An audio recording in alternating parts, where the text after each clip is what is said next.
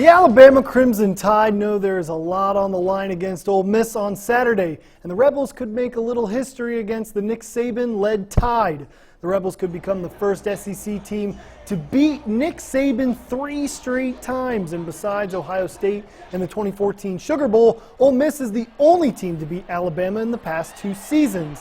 1 year ago, explosive plays and 5 turnovers hurt Bama as Ole Miss won in Tuscaloosa 43-37. The players are preparing for Saturday's matchup like any other game, but they also mentioned the coaching staff is preaching pride when looking to end the streak. I mean, it's just another game, you know. We don't want to lose, we tell you that. So, like I said, we're going to come out fast and try to execute. Coach Saban said it today, it's about earning our respect back from this team. You know, everybody else around the country respects us as a team, and, you know, this team, they're the only team that beat us two years in a row, I think, since Coach Saban been here.